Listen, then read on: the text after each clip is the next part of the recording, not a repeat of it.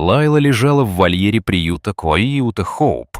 Ее глаза были полны бездны одиночества, а хвост, когда-то весело виляющий, сейчас отказывался шевелиться. Она не ела и не откликалась на свое имя. Кажется, в ее сердечке поселилась затаенная печаль, ставшая причиной ее молчаливого страдания. Виктор Анатольевич, ветеринар, который заботился о животных в приюте, смотрел на нее с печалью в глазах. Она здорова физически, как говорил он, наклоняясь ближе к Лайле, но морально сломлена. Предательство семьи оставило в ней глубокий след. Ей тяжело понять, почему ее оставили. Это может быть хуже любой болезни. Лайла попала в приют после того, как ее семья, Нагорные, решила оставить ее. Она была не просто собакой, а частью их жизни, спутником, который всегда был рядом. Каждый уголок их дома хранил воспоминания о беззаботных моментах. Лайла могла часами бегать за мячиком в отцовском парке или просто уютно устраиваться рядом с Матвеем, когда тот делал уроки. Однако все изменилось, когда Матвей, ее лучший друг, уехал учиться в другой город. Лайла осталась в пустом доме, полной тишиной, без смеха и игр.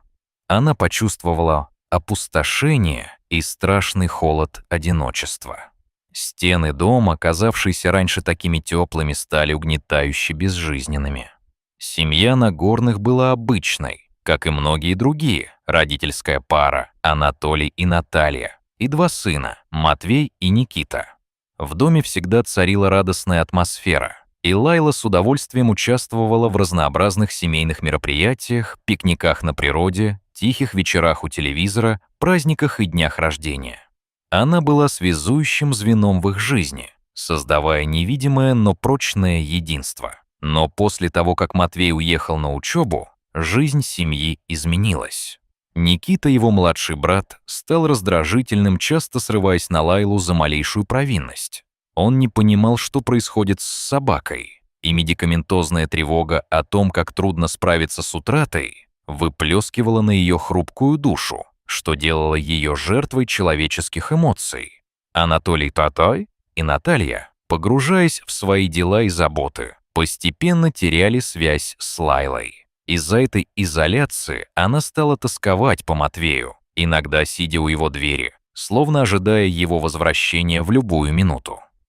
Лайла чувствовала, что ее место в этой семье уходит, и заботу людей заменяли упреки и недовольство. Постепенно Нагорные пришли к мучительному решению. Лайла должна покинуть этот мир.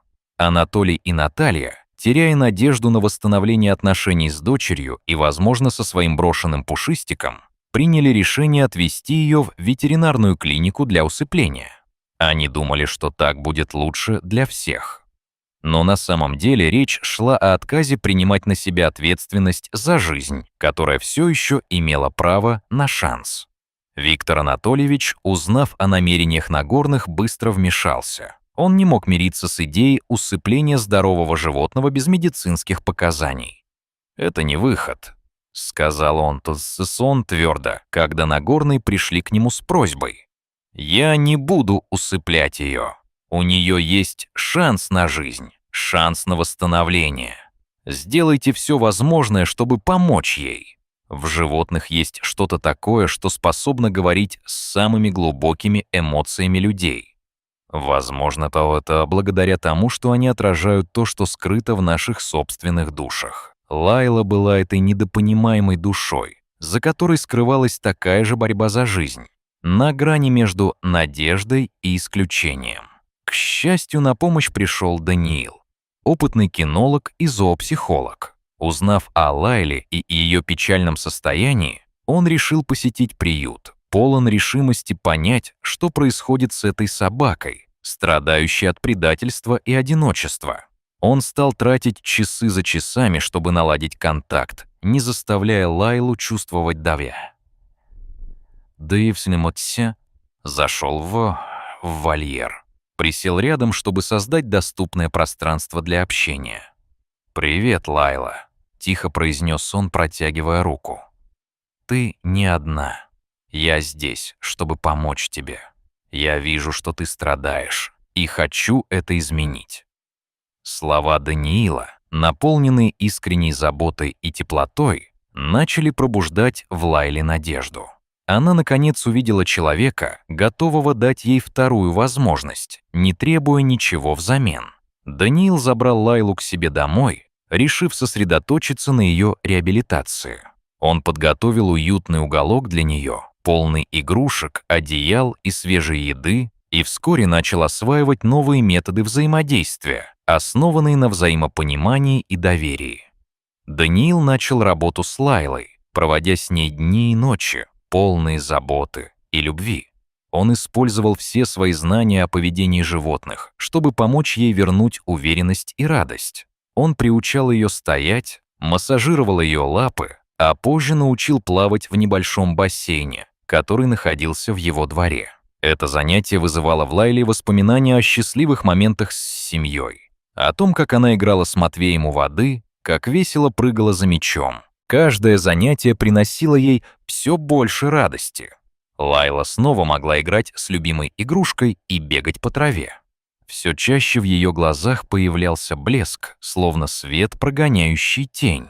Это было как маленькое чудо, которое наполняло ветеринарный кабинет и сердца тех, кто смотрел на нее.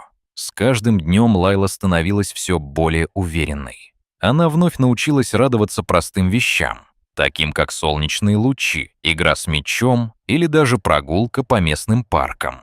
Вместе с Даниилом они часто гуляли по близлежащим улицам, общаясь с местными жителями и другие собаки, что давало Лайле еще больше уверенности в себе. Местные дети стали интересоваться Лайлой и даже просили Даниила позволить им поиграть с ней.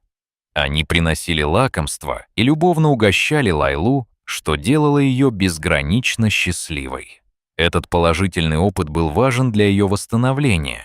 Лайла снова чувствовала себя любимой и нужной. Маленькие людские радости стали ее собственными. Вместо того, чтобы прятаться от мира, она вновь обрела интерес к жизни, показывая искреннюю радость от простых удовольствий.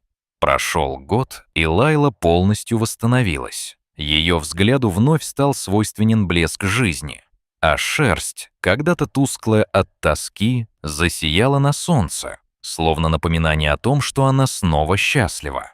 Даниил не искал нового хозяина для Лайлы, ведь они стали одной командой, одной семьей. Лайла познакомилась с другими собаками, находившимися в приюте, и благодаря своему опыту научила их не терять надежды. Она стала своего рода проводником.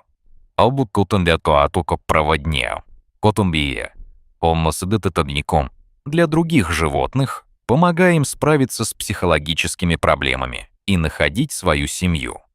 Вместе с Даниилом они организовывали тренировки и лечебные занятия для брошенных питомцев, стараясь помочь каждому найти своего человека. На одной из таких встреч в приюте к ним подошла молодая женщина, Лена, которая очень хотела взять собаку. Но увидев Лайлу, она почувствовала особую связь. Лайла пошла к Лене, активно виляя хвостом, и тотчас вместе с Даниилом начала знакомство, показывая свою милую, добрую натуру.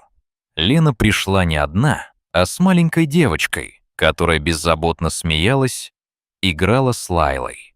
Лайла беззаветно тянулась к ним, в ее глазах вновь заполыхали искры, дружба и любовь откровенно проявились. Но Даниил понимал, что одной встречи недостаточно, чтобы решить судьбу Лайлы.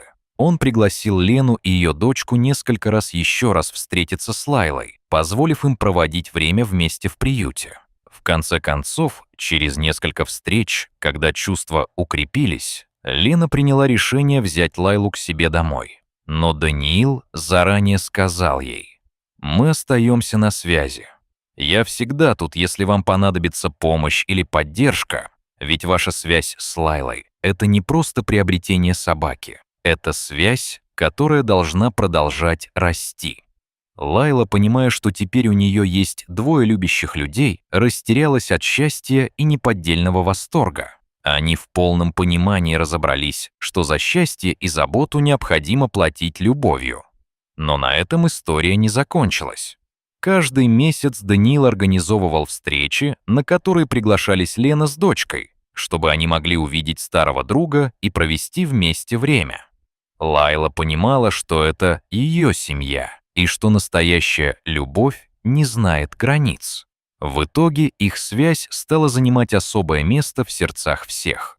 Лайлы, Даниила и даже Нагорных, которые вновь задумались о том, как могли бы стать частью ее жизни, но понимали, что этот путь уже выбрала другая семья.